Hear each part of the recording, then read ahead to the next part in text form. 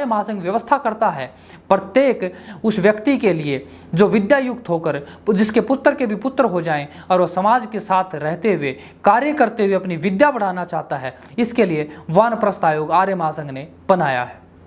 और यह एक ऐसा द्वार आर्य महासंघ ने खोल दिया है जिसमें हम बुजुर्गों में आज जो हमारे बुजुर्ग आज समाज में एक त्रिष्कृत रूप में जीवन जी रहे हैं, उनको एक नया जीवन दान आर्य महासंघ वानप्रस्थ आयोग के माध्यम से दे रहा है। तो उसी वानप्रस्थ आयोग की पहले चरण में 20 वानप्रस्थियों की लगभग 20 से 30 वानप्रस्थियों की ट्रेनिंग प्रारंभ हो गई है। अब जुलाई माह में जो आर्य निर्माण राष्ट्रीय आर्य निर्मात्री सभा द्वारा किया गया, उसमें अगर देखा जाए तो 376 लोगों ने पंजीकरण कराया, जिसमें 219 लोगों ने वैदिक सिद्धांतों को जानकर आर्य पथ पर बढ़ने की प्रतिज्ञा करी। यह केवल 15 दिन का कार्य है जो राष्ट्रीय आर्य निर्मात्री सभा द्वारा जुलाई माह में किया गया। आर्य गुरुकुल महाविद्यालय मॉडल टाउन करनाल में प्रवक्त्री कक्षा का दूसरा भाग अर्थात दूसरा बैच अभी स्वाध्याय कर रहा है सामवेद का। जब उनका सामवेद का स्वाध्याय हो जाएगा, उसके बाद आप सभी के बीच में निकट भविष्य में सामवेद का पारायण प्रवक्त्रियों द्वारा भी आप देखने को मिलेगा। आर्य महासंघ समाज में उतार रहा है पूरे आर्य जगत का पहला पुरोहिता बैच, और ये पुरोहिता ऐसी पुरोहिताएं होंगी जो अपने घरों में आपके संस्कार कराएंगी, वेद पाठ कराएंगी, चाहे नामकरण संस्कार हो, कोई भी संस्कार आर्य पुरोहिताएं आर्य महासंघ के तत्वाधान में आर्य गुरुकुल मॉडल टाउन आप सभी के मध्य में उतारने वाला है। उनका भी प्रशिक्षण शुरू हो गया है। आर्य गुरुकुल महाविद्यालय मुजफ्फरनगर में आपके लिए आने वाले हैं भजन उपदेशक। इसके साथ साथ आर्य गुरुकुल महाविद्यालय में ही एक शोध कार्य चल रहा है, और वो कार्य है आर्य उद्देश्य रतनमाला के जो 100 सिद्धांत ऋषि दयानंद ने आर्य उद्देश्य रतनमाला में लिखे, उनके अतिरिक्त सत्यार्थ प्रकाश में 100 सिद्धांतों को और खोजना।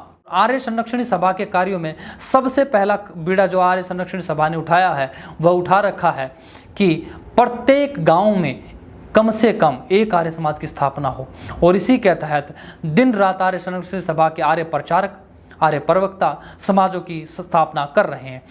इसके अलावा एक विशेष कार्य आर्य महासंघ के हमारे आर्यगण करते हैं। हमारे दिल्ली के घिटोरनी आर्य समाज के कार्यकर्ता न मात्र शमशान घाट की सफाई करते हैं, अपितु वहाँ पानी का उचित प्रबंध, वहाँ की और व्यवस्थाएं, वहाँ पर बैठने की व्यवस्थाएं, वहाँ कुछ प्रकार की जो अंतिम संस्कार में जितनी भी आवश्यकताएं रहती हैं, जो सामग्री की आवश्यकता रहती है, उसका उचित प्रबंध घिटोरनी आर्य समाज करता है।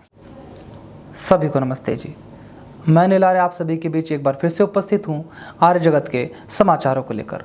इस कड़ी में भी हम आर्य जगत के पाक्षिक समाचारों के बारे में बात करेंगे, और पिछले जो कड़ियों में आपने समाचार देखे हैं उनमें आप सभी का जो स्नेह, आप सभी का जो सहयोग मिल रहा है, वो मेरे लिए आदरणीय है। आप सभी का स्नेह ऐसा ही बढ़ता रहे, आर्य जगत बढ़ता रहे, फलता फूलता रहे, और दोबारा से एक विश्व में आर्यों की तूती बजे, इस आशा के साथ मैं आप सभी का धन्यवाद देता हूँ।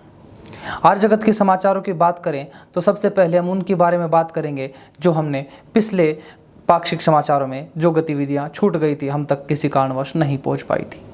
तो सबसे पहले हम बात करते हैं आर्य जगत में सबसे पहला एक जो पाक्षिक 10 अप्रैल को कार्यक्रम हुआ, वह हुआ कैथल में कार्यकर्ता अधिवेशन।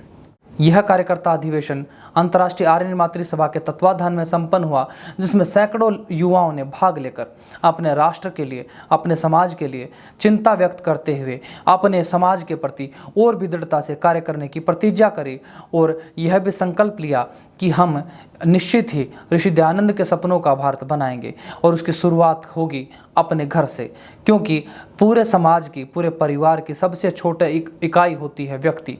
व्यक्ति से बनता है परिवार, परिवार से बनता है समाज, समाज से बनता है गांव, गांव से बनता है जनपद, जनपद से बनता है प्रांत, प्रांत से बनता है राष्ट्र। इस परिपाटी के सबसे छोटी इकाई पर काम करने वाला संगठन राष्ट्रीय आर्य निर्मात्री सभा दिन रात अपने आर्यों के लिए, संरक्षण के लिए, संवर्धन के लिए ऐसे ऐसे सम्मेलन देश भर में आयोजित करती रहती है।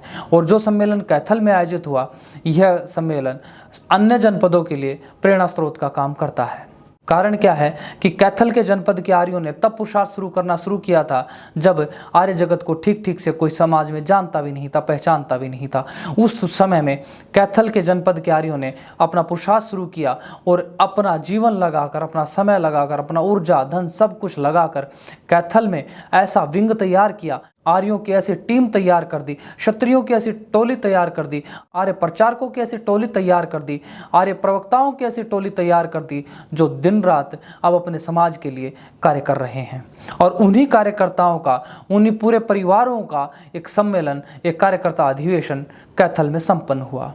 और जैसा कि आप सभी जानते हैं, आर्यों का कार्य यज्ञ से ही प्रारंभ होता है, और यज्ञ से प्रारंभ करने के बाद आर्य हमारे भजन उपदेशक आर्य जसविंदर जी ने बड़े ही सुंदर भजनों की प्रस्तुति दी। और उसके बाद हमारे मुख्य वक्ता रहे आचार्य संजीव जी, और उनके उद्बोधन ने युवाओं में जो जोश भरा, उनके उद्बोधन ने युवाओं का जो मार्गदर्शन किया, मातृशक्ति का जो मार्गदर्शन किया, वो ऐसी छटा बनी कि कैथल में अब ऐसा मानो लग रहा है कि आर्यावर्त शायद ऐसा ही रहा होगा। हम सभी ने आर्यावर्त में नहीं देखा, हम सभी ने आर्यावर्त की व्यवस्थाएं नहीं देखी, पर हम थोड़ा कैथल की व्यवस्थाओं को देखकर, कैथल के युवाओं का उत्साह देखकर हम कह सकते हैं कि निश्चित तौर पर आर्यावर्त जब बनेगा तो ऐसे ही परिवार होंगे, ऐसे ही आर्य होंगे, ऐसी ही आर्याएं होंगी।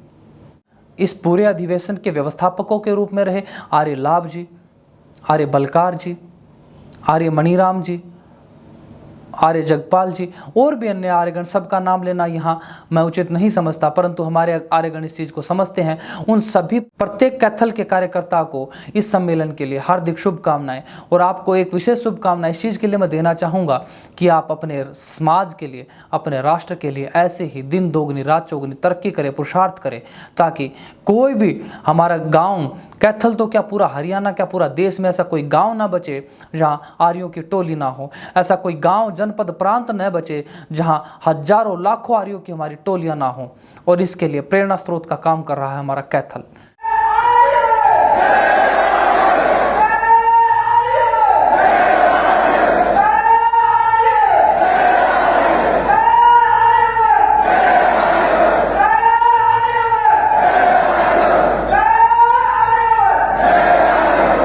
आगे बढ़ते हैं आर्य जगत के समाचारों की ओर। स्वराष्ट्र में हो द्विज ब्रह्म तेजधारी, ब्राह्मण स्वराष्ट्र में हो द्विज ब्रह्म तेजधारी, क्षत्रिय रथी हो आरिदल विनाशकारी, क्षत्रिय महारथी हो आरिदल विनाशकारी, होवे दुधारु गौवे वृषभा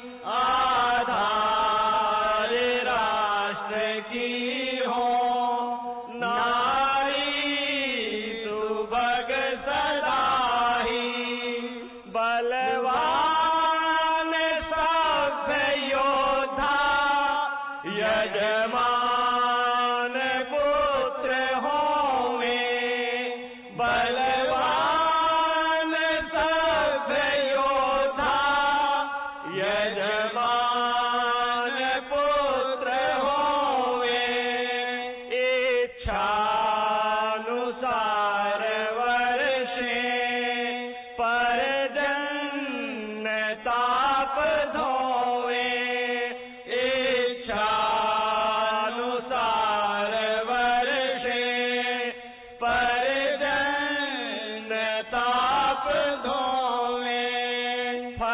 फूल से लदी हो औषध अमोघ सारी, फल फूल से लदी हो औषध अमोघ सारी, हो योग क्षेम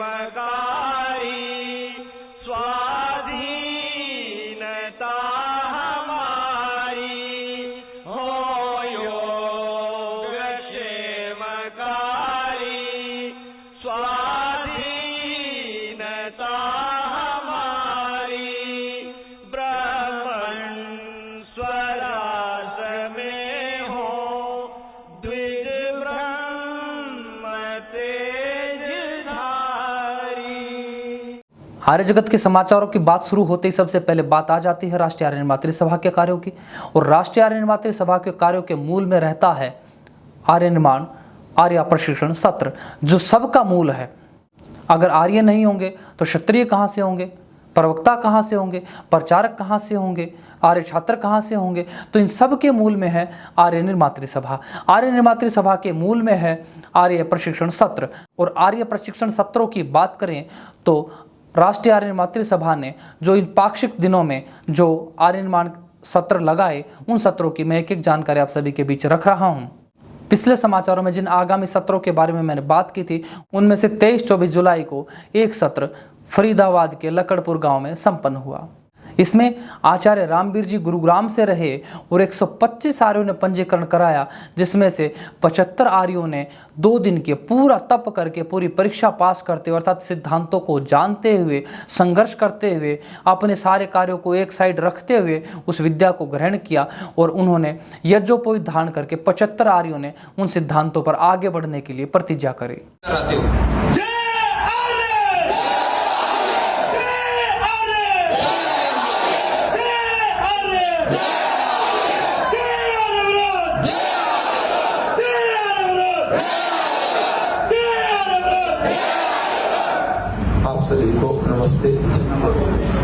दूसरा आर्य प्रशिक्षण सत्र हुआ वाल्मीकि चौपाल पोथनगर गांव द्वारका दिल्ली में। इसमें आचार्य वेद प्रकाश जी रहे और जिसमें 25 आर्यों ने पंजीकरण कराया और 10 आर्यों ने लगातार 2 दिन बैठकर सिद्धांतों को जाना। यहाँ मैं एक बात स्पष्ट कर देना चाहता हूँ, हो सकता है यहाँ लोग ये विचार करें, अरे बस 10 ही आर्य बने, 10 आर्यों को बनाने के लिए इतना संघर्ष, इतना पुरुषार्थ। हाँ, ऐसा ही होता है।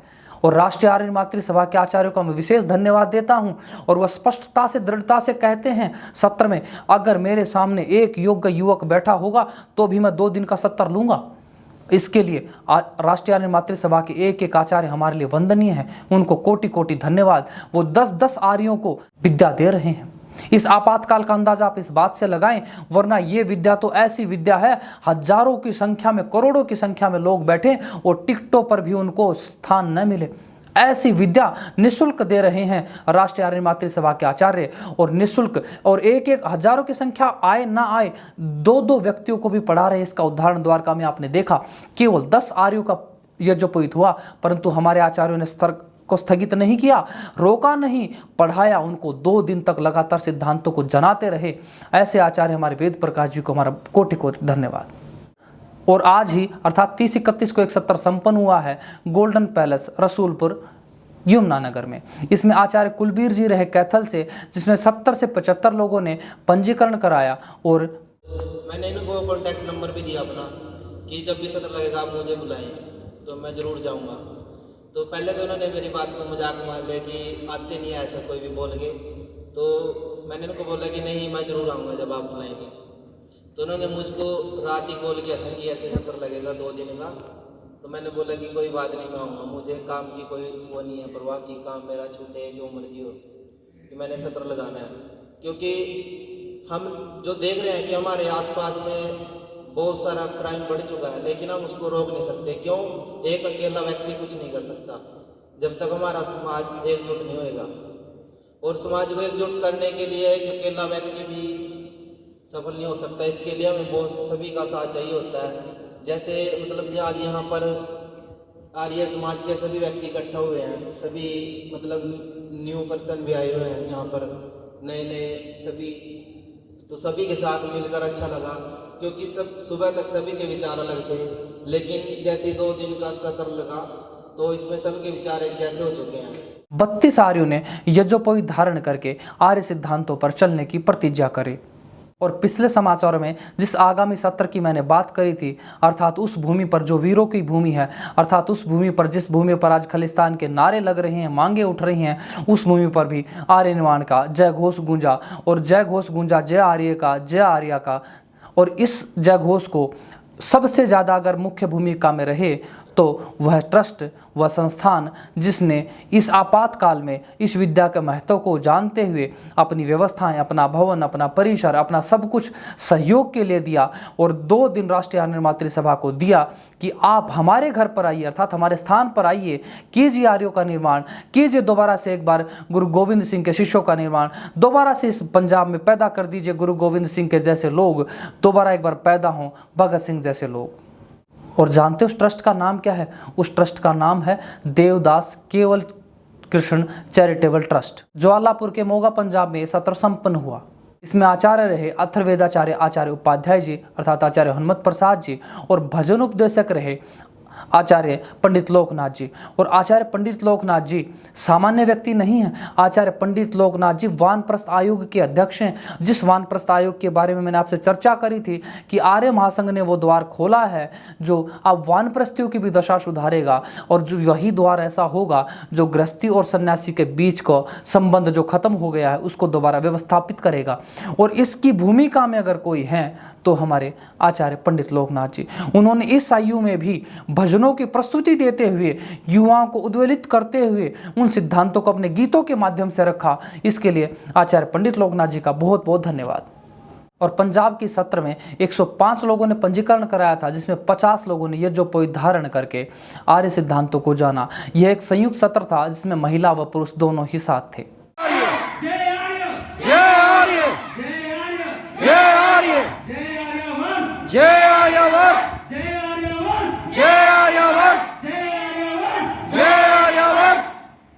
और धन्यवाद की बात हो और माता इंदुपुरी जी का नाम न लिया जाए तो यह तो गलत होगा, क्योंकि माता इंदुपुरी जी ने जो सहयोग इस कार्य में किया है, इस आर्य निर्माण में किया है, उनका सहयोग वंदनीय रहेगा। और ऐसा ही सहयोग वंदनीय रहेगा आचार्य सुनील शास्त्री जी का और आचार्य अशोक पाल जी का, जो कि आर्य महासंघ के प्रवक्ता भी हैं। इन सभी व्यक्तियों का, इसके साथ साथ वहाँ के जितने भी आयोजक हैं, उन सभी का भी कोटि कोटि धन्यवाद, जिन्होंने इतने प्रतिकूल माहौल में आर्य निर्माण के लिए संकल्पित होकर कार्य करना प्रारंभ किया है। आर्य महासंघ आप सभी के लिए उज्जवल भविष्य की कामना करता है।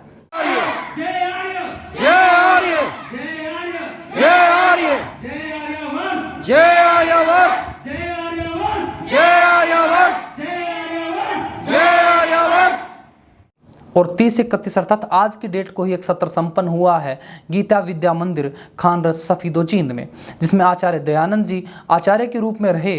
और इसमें 55 लोगों ने पंजीकरण कराया और 30 लोगों ने पूरी 2 दिन का तप करके सिद्धांतों को जानते हुए आर्य पथ पर अग्रसर होने के लिए संकल्प लिया।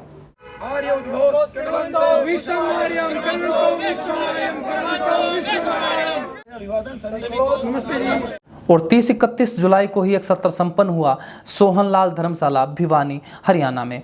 इस सोहनलाल धर्मशाला में जो सत्र हुआ, इसमें प्रथम दिन के कुछ समय तक आचार्य जितेंद्र जी रहे, जो राष्ट्रीय आर्य निर्मात्री सभा के अध्यक्ष हैं, और आचार्य महेश जी रहे अंतिम समय में, जो राष्ट्रीय आर्य निर्मात्री सभा हरियाणा के प्रांत अध्यक्ष हैं। दोनों की भूमिका में, दोनों की अध्यक्षता में यह सत्र संपन्न हुआ।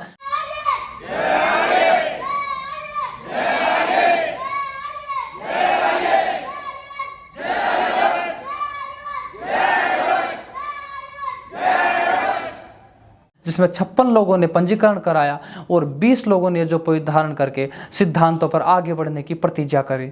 यहाँ पहले का दिल निकाला तो मैं पहले तो बोर हो गया था और ये लगने लगा था कि कुछ नहीं है, ऐसे ही कर रहे हैं और निकल रहे यहाँ से।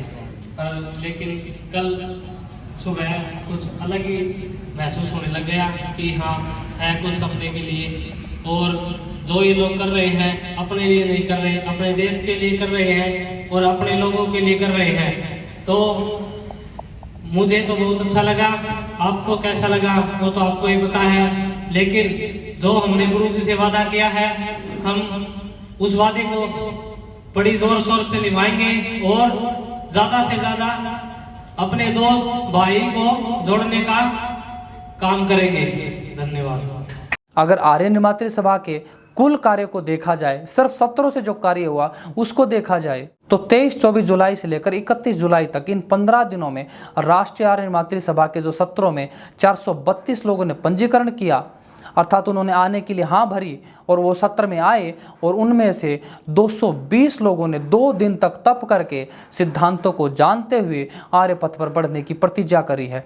और यही वो आर्य बनेंगे, यही वही लोग बनेंगे जिनसे भगत सिंह निकलेंगे, गुरु गोविंद सिंह निकलेंगे, जिनसे राम प्रसाद बिस्मिल निकलेंगे, पंडित लेखराम निकलेंगे। ऐसे ही युवाओं का निर्माण करती है राष्ट्रीय आर्य निर्मात्री सभा। और राष्ट्रीय आर्य निर्मात्री सभा अपने प्रत्येक आर्य का विशेष धन्यवाद देती है जिन्होंने अपने मतों को छोड़कर वैदिक मत में आने का अपना निर्णय स्वीकारा है। और कई बार ये लोग सोचते हैं, अक्सर ये आक्षेप लगाया जाता है, कहा जाता है कि आर्य हिंदुओं से अलग होते हैं। ऐसा आक्षेप हमें अक्सर देखने को सुनने को मिलता है। नहीं, तो मैं ये बता देना चाहता हूँ, राष्ट्रीय आर्य निर्मात्री सभा अर्थात संसार का प्रत्येक आर्य जो राष्ट्रीय आर्य निर्मात्री सभा से जुड़ा है वह स्पष्ट करता है, दृढ़तापूर्वक कहता है कि हम हिंदुओं से अलग नहीं। हाँ, हम इतना जरूर है कि हम अपने पूर्वजों को ठीक ठीक जानते हैं और इसी के परिणाम स्वरूप ये हिंदुओं की विरासत अर्थात हिंदुओं की जो विद्या है, उनके ऋषियों की जो विद्या है, उनके पूर्वजों की जो विद्या है, और आर्य उनकी उस विद्या को उनको लौटा रहे हैं। आर्य निर्मात्री सभा से अलग कोई कार्य नहीं कर रही। आर्य निर्मात्री सभा तो केवल और केवल वो कार्य कर रही है जो उनके पुरखों का कार्य था, जो उनके पुरखों की विरासत थी, आज अपने वंशजों को वह दे रही है। ऐसा महान कार्य राष्ट्रीय आर्य निर्मात्री सभा कर रही है। और इसीलिए मैं दृढ़तापूर्वक कह सकता हूँ कि यही वो संगठन है जो आगामी भविष्य में भगत सिंह पैदा करेगा, गुरु गोविंद सिंह पैदा करेगा। अब उन सत्रों की जानकारी जो आगामी भविष्य में होने वाले हैं इस माह के भीतर में अर्थात आने वाले माह के भीतर में, तो एक एक सत्र की जानकारी मैं आपको दे रहा हूं। आप अपने क्षेत्र के निकटवर्ती सत्र में जाकर अपना पंजीकरण करा सकते हैं। पंजीकरण की विधि मानती मैं आपको बताऊंगा। तो सबसे पहला जो सत्र आगामी अगस्त माह में होने वाला है वह है 5-6 अगस्त फाजिलपुर बादली गुरुग्राम में। यह एक पुरुष सत्र होने वाला है। इस सत्र में आप अपना पंजीकरण करा सकते हैं। पंजीकरण कराने के लिए आप सभी को अपने जनपदीय अधिकारियों से संपर्क करना होगा अथवा आप www.aryanirmatrisabha.com की वेबसाइट पर जाएंगे तो होम पेज पर रहते हुए नीचे स्क्रॉल करते जाएंगे तो अंतिम में आपको मिलेगा आगामी सत्र, और उस आगामी सत्र में जाकर अपना पंजीकरण मोबाइल नंबर आदि डालकर आप कर सकते हैं। यह बिल्कुल निःशुल्क प्रक्रिया रहने वाली है। और 5-6 अगस्त को ही एक सत्र होने वाला है बाबा मनसागर धाम में, डीगसरा फतेहाबाद में। इस सत्र में भी आप उसी प्रक्रिया के तहत अपना पंजीकरण करा सकते हैं। यह भी बिल्कुल निःशुल्क है। 13-14 अगस्त को Divine Global Academy Baraut Baghpat में भी एक सत्र होने वाला है। आप पंजीकरण करा सकते हैं, जनपदीय अधिकारियों से बात कर सकते हैं, अपने निकटवर्ती अंतर्राष्ट्रीय आर्य निर्मात्री सभा के पदाधिकारियों से बात कर सकते हैं, आर्यों से बात कर सकते हैं, प्रवक्ताओं से बात कर सकते हैं। 13-14 अगस्त को ही एक सत्र अटेला दादरी में होने वाला है, कृष्णा बीएड कॉलेज में। उस कॉलेज में भी दादरी के निकट के क्षेत्र के लोग अपना पंजीकरण अवश्य कराएं और आप अपने पूर्वजों की पुरखों की विद्या से जरूर जुड़ें, अपनी विरासत को जानें पहचानें। 13-14 अगस्त को ही एक सत्र आर्य समाज रोहद झज्जर अर्थात टोल प्लाजा जहां पर आता है, जो सांपला से पार करने के बाद जो टोल प्लाजा है, उस टोल प्लाजा के पास आर्य समाज मंदिर रोहद में भी सत्र होने वाला है। बिल्कुल आपके रोड पर ही स्थान है, आपका पहुंचना बिल्कुल सरल है। उस सत्र में जाकर आप वेद विद्या से जुड़ सकते हैं, अपने पुरखों की विद्या जान सकते हैं। और 13-14 को ही एक सत्र दिल्ली के गुरुकुल टटेसर जोंती में होने वाला है। इस सत्र में भी आप निःशुल्क जाकर विद्या अर्जित कर सकते हैं।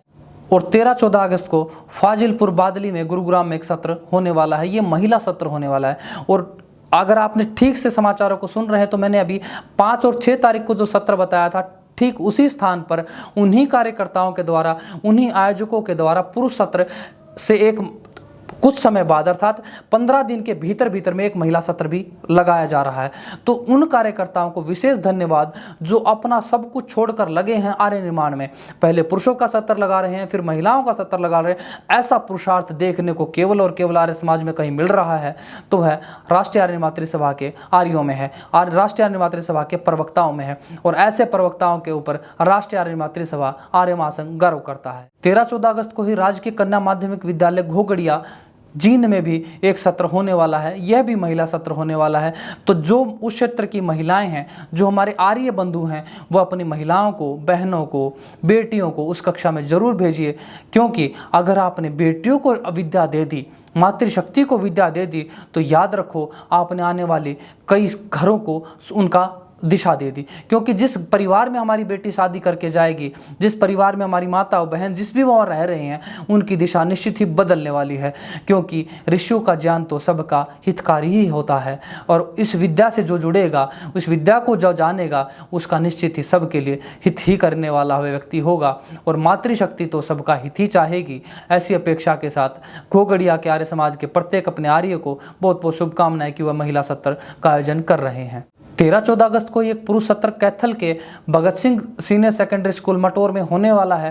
कैथल के जनपद के आर्य, ये वही कैथल है जहां आर्यों की हुंकार आपको देखते ही सुनने को मिलती है। उसमें दोबारा से एक आर्य निर्माण सत्र होने वाला है, तो आप उसमें जाइए। जिसने अभी तक उस विद्या को नहीं जाना है, नहीं पहचाना अपने पुरखों की संपत्ति को, अपने पुरखों की विरासत को, तो उसको जरूर जुड़िए, समझिए और अपनी संपत्ति पर, अपने अधिकारों पर, अपने इतिहास पर गर्व कीजिए कि हाँ, हम उनके संतानें हैं।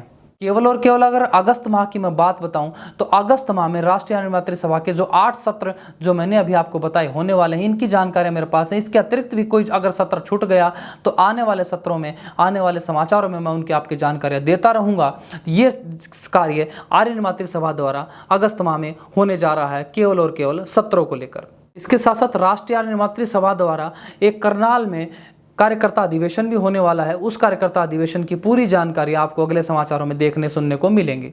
अब बढ़ते हैं आर्यों की सुरक्षा को लेकर। आर्यों की सुरक्षा का अर्थ सीधा सीधा ये है कि अब समाचार आपको देखने को मिलेंगे राष्ट्रीय आर्य क्षत्रिय सभा के। राष्ट्रीय आर्य क्षत्रिय सभा के समाचारों की बात करें तो मेरठ के जानसाठ उत्तर प्रदेश में एक दिवसीय आत्मरक्षा प्रशिक्षण सत्र का आयोजन किया गया। और यह प्रशिक्षण सत्र से केवल और केवल जो राष्ट्रीय आर्य मातृसभा का सत्र होता है वैसा सत्र नहीं होता है। इसमें अपने युवाओं के लिए कैसे उनको क्षत्रिय बनाया जाए, कैसे उनको धार्मिक बनाते रहते हुए उनको किस प्रकार अपने राष्ट्र के लिए, समाज के लिए दृढ़ किया जाए, ताकि वह तलवार, लाठी, भाला, शूटिंग सब कुछ चलाते हुए अपने शरीर को इतना दृढ़ बना ले, पत्थर के जैसा बना ले और इतने वज्र पुरुष वो बने ताकि वह अपने समाज की रक्षा समय आने पर कर पाएं। इस भाव के साथ एक दिवसीय कक्षा का आयोजन किया गया। और अगर मैं ठीक बताऊं तो लॉकडाउन के बाद राष्ट्रीय आर्य क्षत्रिय सभा द्वारा इस प्रकार के कार्यक्रमों की अब शुरुआत हो रही है। और हम आशा करते हैं राष्ट्रीय आर्य क्षत्रिय सभा युवाओं में वो जोश भरेगी जो युवा उस विद्या से नहीं जुड़े। इस माध्यम से भी वह युवा अपनी उस विद्या से जुड़ेंगे, अपनी उस विरासत से जुड़ेंगे। और यह जो क्षत्रिय सत्र हुआ है इसमें 70 युवाओं ने और 40 बालकों ने भाग लिया। ये बालकों के लिए भी था और युवाओं के लिए भी था, जो देव फार्म गाजियाबाद में संपन्न हुआ है। और इस सत्र में जो हमारे शिक्षक रहे, प्रशिक्षक रहे, उन प्रशिक्षकों का बहुत बहुत धन्यवाद जिन्होंने समय निकालकर इसके अतिरिक्त अपने परिवारों को, अपने घर आदि को समय देते हुए अपने युवाओं को वहाँ एकत्र किया और उनको उस विद्या को देने के लिए उनको वह पुरुषार्थ करना सिखाया और खुद उस पुरुषार्थ पे उनके सहयोगी बने। और ऐसे उन प्रत्येक प्रशिक्षक को हमारा बहुत बहुत धन्यवाद। और इस एक दिवसीय कक्षा के आयोजकों में हमारे मुख्य रूप से रहे धर्मेंद्र जी, सुबोध जी, कृष्ण निवाड़ी जी, जानबोध जी और भी अन्य हमारे बहुत सारे आर्यगण वहाँ उपस्थित रहे, जिन्होंने उनकी भोजन की, रहने की, आवास की, जलपान की सारी व्यवस्थाएं रखी। तो ऐसे अपने प्रत्येक कार्यों के लिए जो समाज के प्रत्येक क्षेत्र में अपना योगदान दे रहे हैं, चाहे वह वानप्रस्थी हो गए, क्योंकि मैं इसलिए बात कह रहा हूँ क्योंकि कृष्ण निवाड़ी जी वानप्रस्थी आयोग में बहुत अच्छे से आगे बढ़ रहे हैं, विद्या बढ़ा रहे हैं। और वानप्रस्थी होते हुए भी, वानप्रस्थी बनते हुए भी फिर भी वह किस क्षेत्र के साथ काम कर रहे हैं? क्षत्रियों के साथ काम कर रहे हैं, क्योंकि वह जानते हैं कि अगर क्षत्रिय नहीं होंगे तो वानप्रस्थियों की भी रक्षा संभव नहीं है। इसलिए क्षत्रियों का बढ़ना तो अनिवार्य है और क्षत्रिय ही होता है जो समाज की रक्षा कर सकता है, अन्य किसी के सामर्थ्य से परे की बात होगी। अब आर्य क्षत्रिय सभा की चर्चा हो और क्षत्रियों के संरक्षण की चर्चा ना हो, आर्यों की संरक्षण की चर्चा ना हो, यह तो बिल्कुल ही ठीक नहीं होगा। इसलिए अब हम चर्चा कर रहे हैं राष्ट्रीय आर्य संरक्षण सभा के कार्यों की। राष्ट्रीय आर्य संरक्षण सभा ने एक विशेष मुहिम अब देश भर में शुरू कर दी है। इसका आगाज हुआ है हरियाणा भर से। अब विशेष मुहिम यह है कि आप देख रहे हैं कि मैं हर बार जब भी आप सभी के मध्य में समाचार देने आता हूं तो कई जानकारियां मेरे तक नहीं पहुंच पाती हैं। उस जानकारी का परिणाम ये रहता है कि आप तक वो चीज़ें छूट जाती हैं। तो इसलिए राष्ट्रीय आर्य संरक्षण सभा ने एक विशेष मुहिम शुरू कर दी है कि वह हरियाणा के प्रत्येक जनपद में अपना एक एक संचार सचिव नियुक्त कर रही है। और हरियाणा के कुछ जनपदों में जैसे सोनीपत, भिवानी, हिसार, कैथल, रोहतक आदि जनपदों में संचार सचिवों की नियुक्ति हो गई है। और जिस दिन ये नियुक्तियां पूरी हो जाएंगी तो आपको व्यवस्थित समाचार, व्यवस्थित जानकारियां, व्यवस्थित सूचनाएं आपको मिलना शुरू हो जाएंगी। कई बार मेरे सामने भी समस्या आती है कि जानकारी व्यवस्थित रूप से हमारे तक नहीं पहुंच पाती है, परंतु राष्ट्रीय आर्य संरक्षण सभा इस महत्व को जानती है, क्योंकि जब तक आप कितना भी कार्य करो, आज का डिजिटल ज़माना है, डिजिटल दौर है, उस दौर में अगर आपने अपने कार्य का प्रचार नहीं किया, प्रसार नहीं किया, तो उसका कोई लाभ न रह जाएगा, क्योंकि उसको जानने, देखने, सुनने वाले लोग ही नहीं मिलेंगे। इसलिए राष्ट्रीय आर्य संरक्षण सभा इस गंभीरता से इस विषय को समझते हुए अपने प्रत्येक जनपद में आर्यों का सचिवों की नियुक्ति कर रही है। ये संचार सचिव ही वो सचिव होंगे जो प्रत्येक जानकारी को सुनिश्चित करके कि हाँ, ये जानकारी ठीक जानकारी आप तक पहुँचे, वह हम तक, आर्य जगत तक भेजेंगे। और आर्य जगत में हमारी टीम आप तक उसका प्रस्तुतिकरण करने के लिए दिन रात कार्य कर रही है।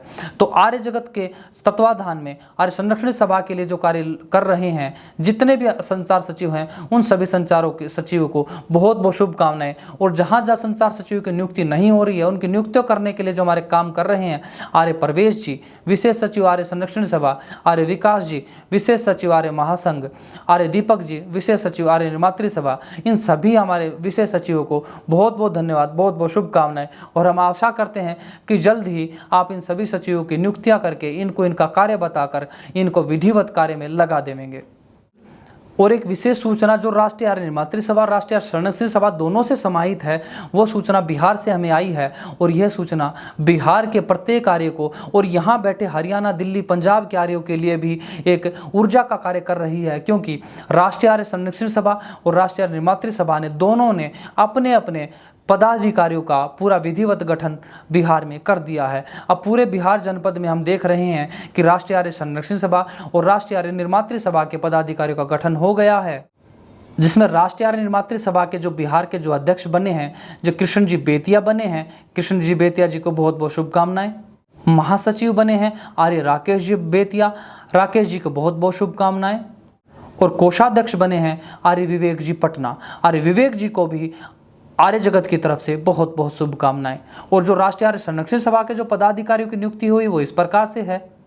आर्य संरक्षण सभा के अध्यक्ष के लिए जो मनोनीत हुए हैं, आर्य सुमन जी नरटंकिया बिहार से जो आर्य संरक्षण सभा के अध्यक्ष के लिए नियुक्त हुए हैं, इनको बहुत बहुत शुभकामनाएं।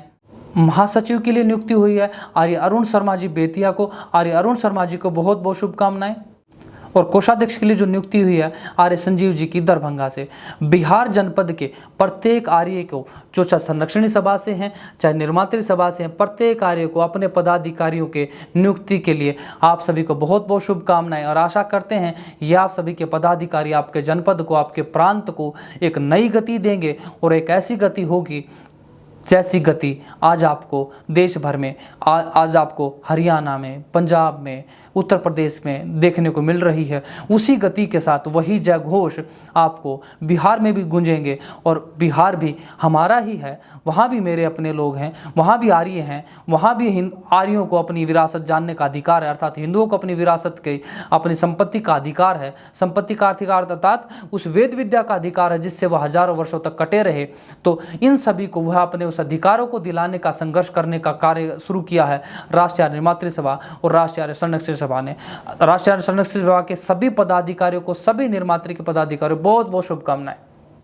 बात करते हैं आर्य गुरुकुल महाविद्यालय के समाचारों के। आर्य गुरुकुल महाविद्यालय के समाचार में एक ही चीज़ विशेष रूप से चल रही है, वो ये कि जो भजन उपदेशक के जो ऑडिशन आप सभी ने दिए थे, जिन अब समाचारों में हमें ये जानकारियाँ मिली, बहुत सारे लोगों के हमारे पास रुझान आए, कह रहे थे कि हमें भी ऑडिशन देना था और किसी कारणवश ऑडिशन बंद हो गए थे। तो कृपया करके निवेदन है आप सभी से कि ऑडिशन दोबारा खुलवाइए ताकि हम भी अपना ऑडिशन दे सकें, क्योंकि मैं अच्छा गा सकता हूँ, मैं अच्छा स्वर में अच्छे भाव के साथ गीत गा सकता हूं और मुझे आर्य निर्मात्री सभा का भजन उपदेशक बनने में गर्व महसूस होगा, आर्य महासंघ के तत्वाधान में गर्व महसूस होगा।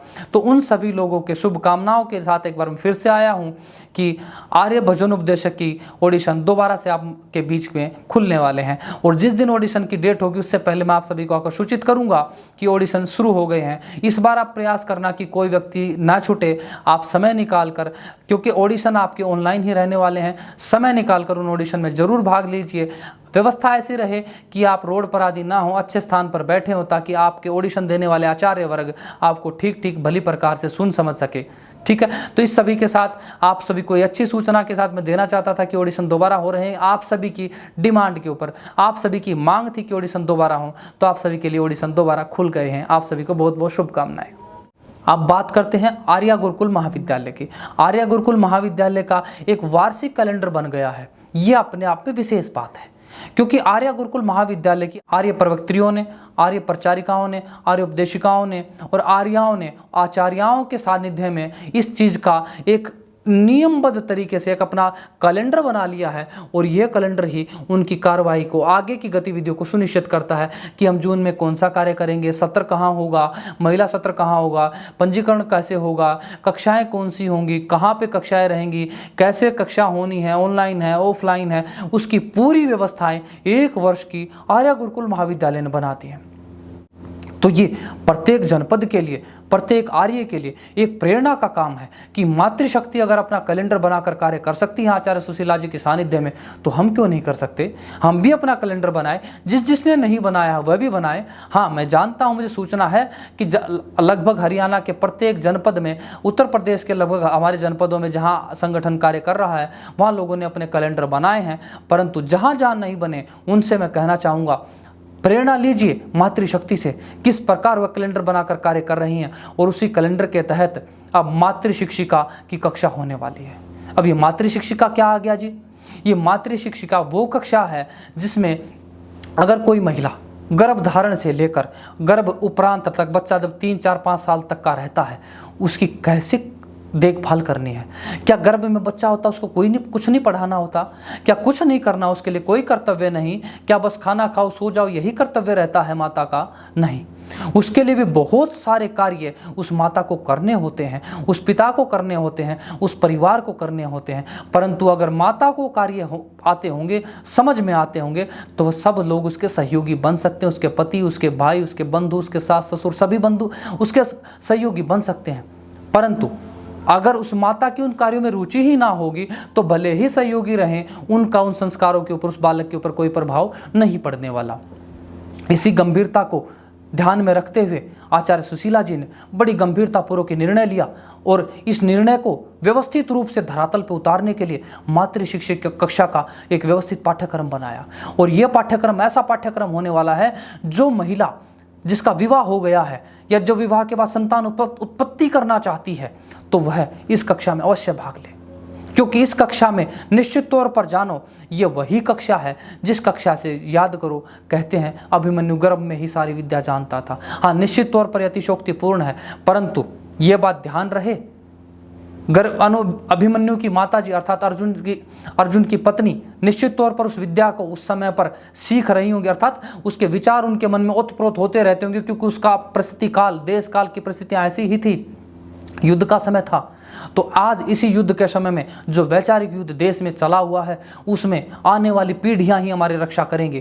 क्योंकि निश्चित जानो, आज जितने आर्याएं, प्रवक्ता, प्रवक्त्रियां, उपदेशक, उपदेशिकाएं कार्य कर रहे हैं, आचार्य कार्य कर रहे हैं, आचार्याएं कार्य कर रहे हैं, उन सभी का कार्य तो केवल नींव की ईंट की भांति रह जाने वाला है।